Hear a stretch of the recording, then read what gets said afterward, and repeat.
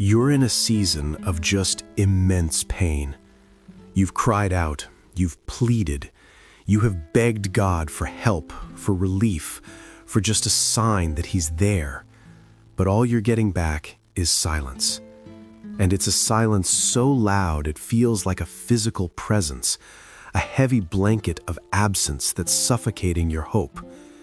It feels like He's abandoned you right when you need Him the most. But what if that silence isn't rejection? What if it's not absence or disapproval? What if that agonizing silence is actually a sign that God is closer to you than ever before? In this video, we're going to look at the powerful, even shocking biblical reason why God's silence might not be what you think, and how it can be the very thing that forges a faith that cannot be broken. Let's be honest for a second. The feeling of being abandoned by God is one of the most excruciating experiences a person of faith can go through. It's a spiritual crisis that feels deeply personal. The psalmist David knew this pain well, crying out, "My God, I cry by day, but you do not answer, and by night, but I find no rest." You read those words and you just get it. It's that exhaustion in your soul from prayers that seem to hit the ceiling and fall right back down, unanswered. You start running through the checklist in your head, right? Did I do something wrong? Is there some unconfessed sin blocking my prayers? Is God angry with me? These are the frantic questions of a heart in pain.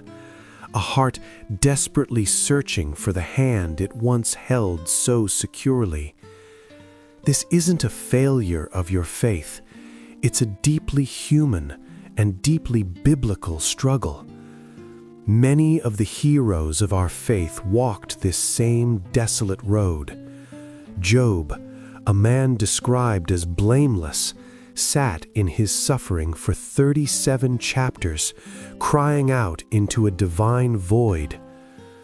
The entire nation of Israel experienced what's often called the 400 years of silence between the Old and New Testaments.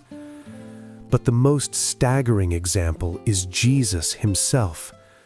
Nailed to a cross, bearing the weight of all human sin, in His moment of greatest agony, He cried out the words that echo in the hearts of so many who suffer, my God, why have you forsaken me?"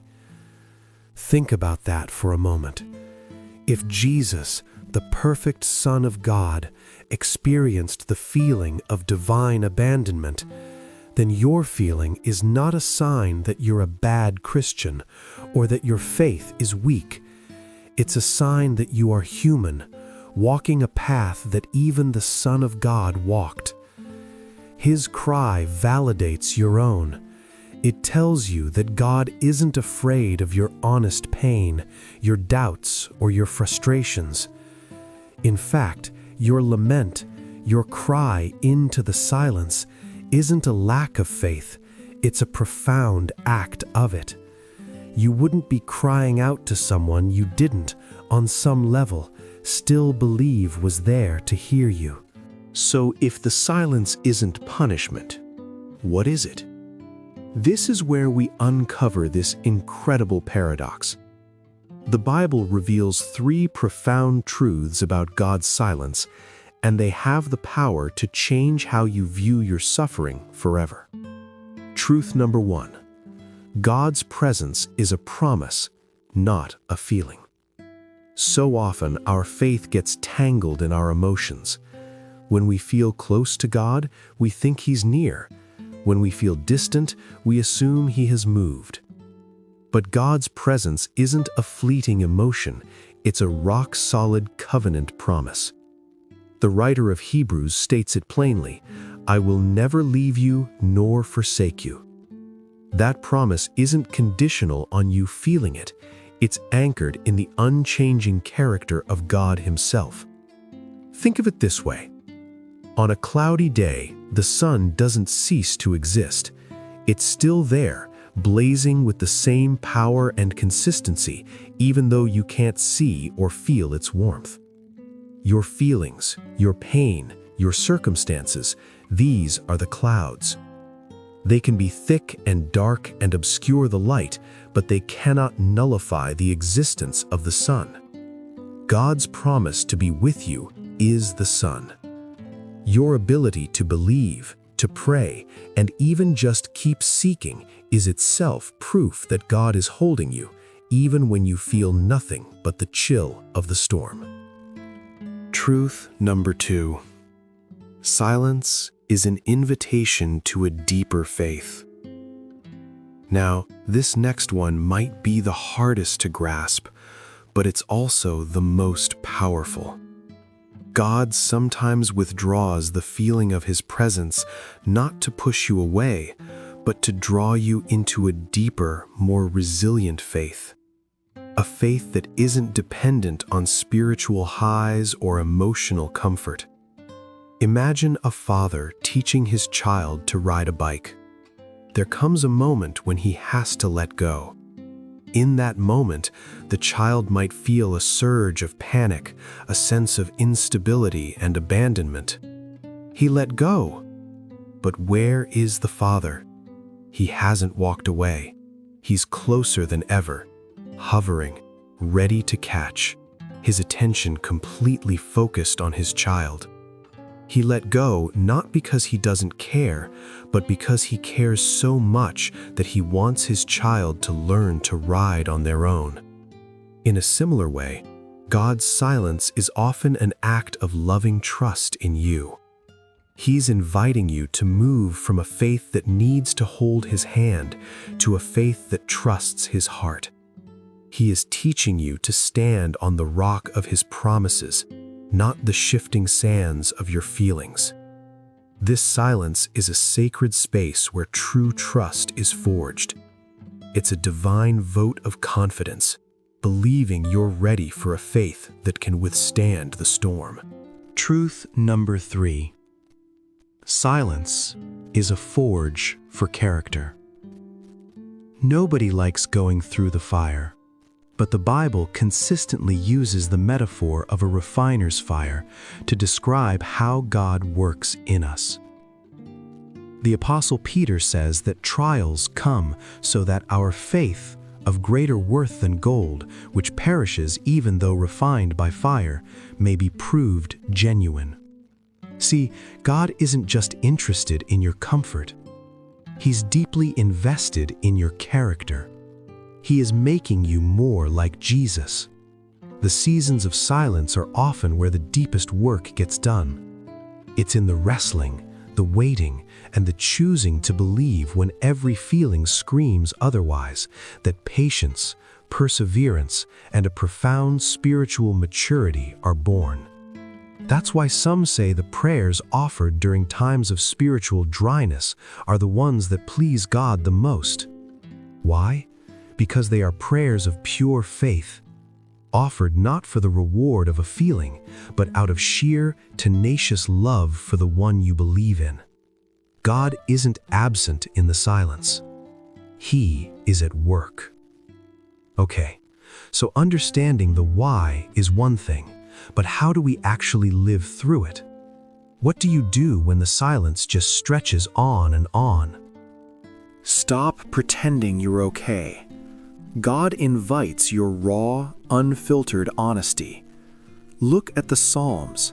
They're filled with men and women pouring out their hearts to God. How long, O Lord, will you forget me forever? This is not faithless. This is relationship.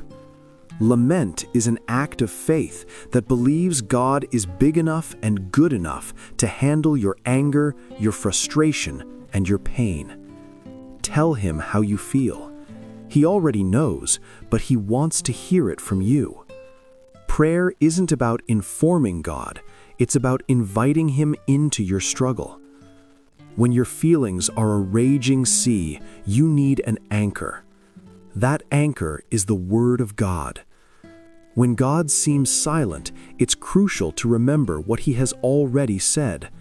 Fill your mind with His promises. Even if reading the Bible feels dry and lifeless, do it anyway. Remind yourself of truths like Isaiah 49.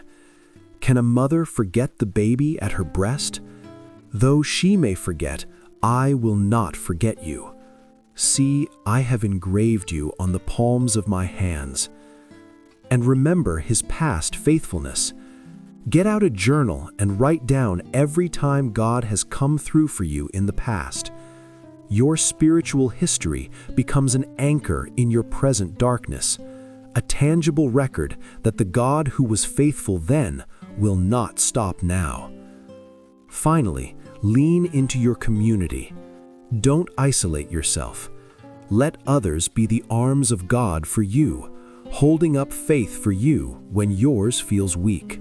Third, surrender with trust. This is the ultimate step of faith in the silence. It's moving beyond asking for answers and simply trusting the answerer. The 20th century saint Charles de Foucault captured this in his famous Prayer of Abandonment. He wrote, "Father, I abandon myself into your hands. Do with me what you will. Whatever you may do, I thank you. I am ready for all. I accept all. Let only your will be done in me."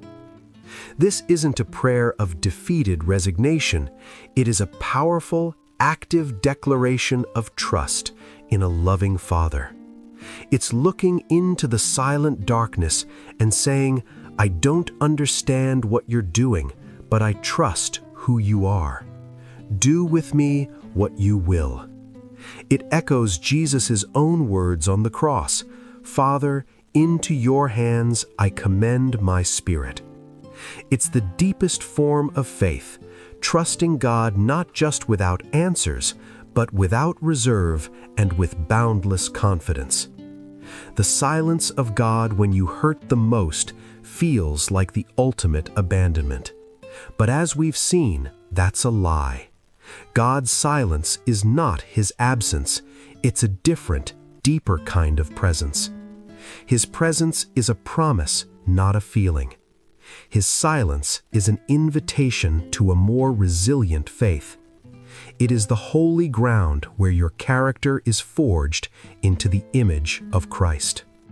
So if you're in that season of silence right now, take heart. The struggle you're in isn't an interruption to your faith journey. It is the journey. It's the very process that's strengthening you. The promise of James 4:8 remains. Draw near to God, and he will draw near to you. That reconnection is guaranteed. The very fact that you're watching this, that some part of you is still seeking, is proof that he hasn't let you go. He is holding you, even now.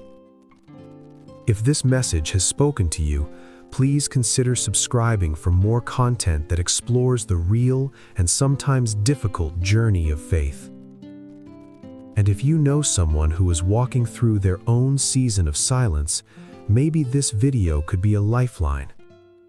Share it with them. So often God uses us to be the voice of his presence in each other's lives. I'd also be honored to read your story in the comments. How have you found hope in the silence? Let's close in prayer. Lord, for the person watching right now who feels lost in the silence, I pray they would feel the truth of your promise wrap around them like a warm blanket. Remind them, Father, that you haven't left them. Remind them that your silence isn't rejection, but a deep and profound work of love. Give them the strength to hold on, to trust you in this darkness, and to anchor their hope not in a fleeting feeling, but in your powerful, unchanging, and good character. Amen.